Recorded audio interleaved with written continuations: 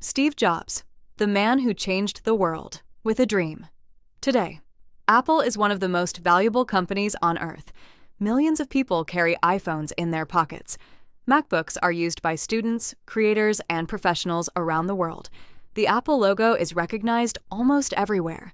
But what if I told you there was a time when Apple was on the verge of collapse? What if I told you that the man who built Apple was once fired from the very company he created?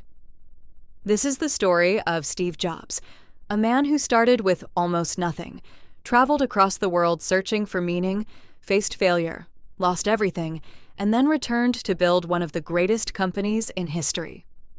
Steve Jobs was born on February 24, 1955, in San Francisco, California. Shortly after birth, he was adopted by Paul and Clara Jobs. His family wasn't wealthy. They lived a simple life, and his father worked as a mechanic and craftsman. As a child, Steve was curious about how things worked. He loved taking objects apart and trying to understand them. Many great innovators share one thing in common. They ask questions that other people ignore. Steve was one of those people. In school, he was intelligent, but often bored. He challenged teachers, broke rules, and didn't always fit into traditional education. But he had a powerful imagination. He believed the world could be changed. During his teenage years, Steve became fascinated by electronics. He met another young technology enthusiast named Steve Wozniak. The two quickly became friends. Wozniak was a brilliant engineer. Jobs was a visionary who could see opportunities where others saw obstacles. Together, they would eventually change the world. After high school, Steve enrolled in Reed College in Oregon. But there was a problem. College was expensive. His parents were spending their life savings to pay for it. After only 6 months, Steve dropped out. Most people would see that as failure, but Steve didn't stop learning. Instead, he continued attending classes that interested him. One of those classes was calligraphy. At the time, it seemed completely useless. Years later, the lessons he learned about typography and design would influence the Macintosh computer and eventually modern computers everywhere. Sometimes the things that seem unimportant today become incredibly valuable in the future. Around this time, Steve began searching for deeper meaning in life. He became interested in spirituality and Eastern philosophy. In 1974, he traveled to India. He spent months exploring the country, visiting temples, learning about meditation, and searching for answers. The trip changed him. He returned to America with a new perspective on life. He believed simplicity was powerful. He believed focus mattered. Many of the ideas that later influenced Apple's products were shaped during this journey. Back in California, Steve Jobs and Steve Wozniak started working on a computer unlike anything most people had seen before. At the time, computers were large, expensive machines used mainly by businesses and universities. Jobs believed ordinary people should own computers too. In 1976, the two friends founded Apple Computer in Jobs' parents' garage. The company started with a single product called the Apple I. It wasn't perfect, it wasn't glamorous, but it was the beginning. The following year, Apple released the Apple II. This time, things changed dramatically. The computer became a huge success. Sales exploded. Apple grew rapidly. Within a few years, Steve Jobs had become one of the most famous entrepreneurs in America, but success didn't make life easier. As Apple expanded, internal conflicts began to grow. Jobs was known for being demanding, intense, and sometimes difficult to work with.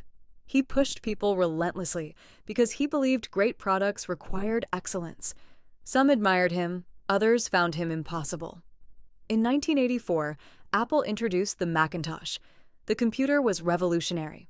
It featured a graphical interface and a mouse, making computers easier to use for everyday people.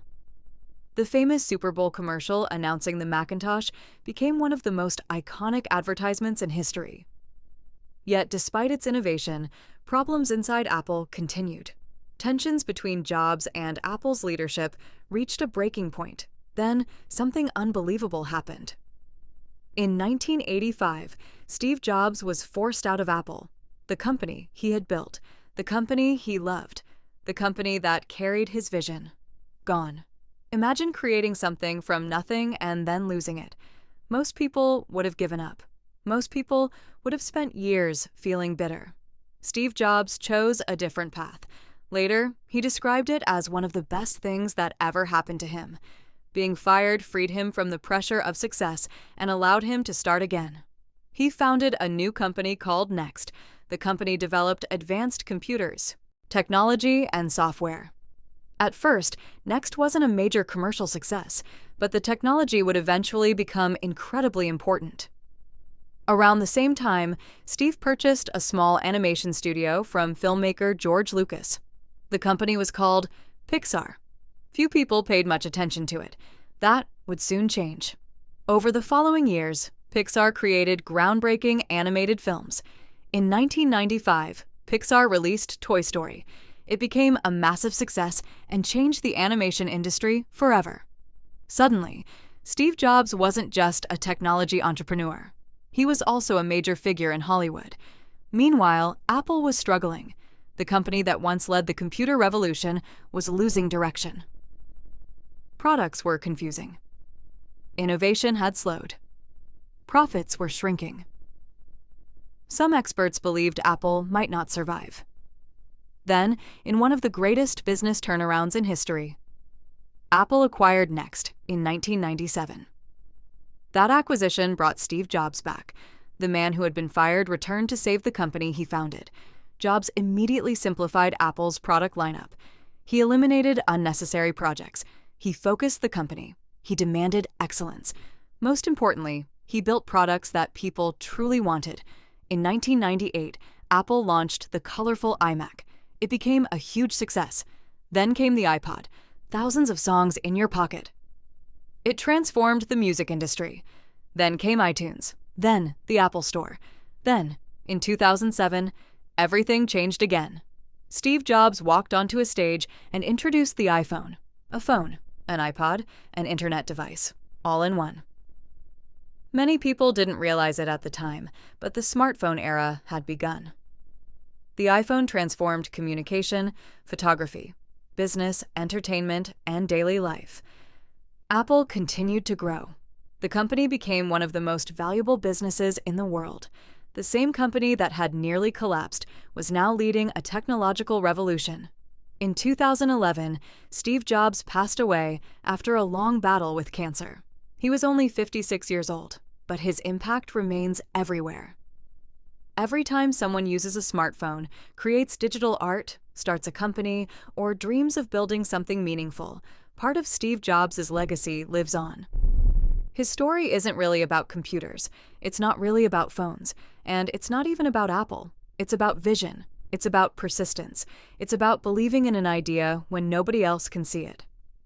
Steve Jobs dropped out of college. He traveled across the world searching for answers. He started a company in a garage. He got fired from that company. He started over. He failed. He learned. He came back. And he built something that changed the world. The lesson is simple.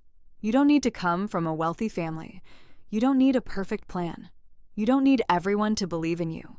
What you need is the courage to start, the courage to keep going when things go wrong, and the courage to dream bigger than your current circumstances. Because every world-changing achievement begins the same way, as a dream inside someone's mind. And sometimes, that dream is enough to change the future.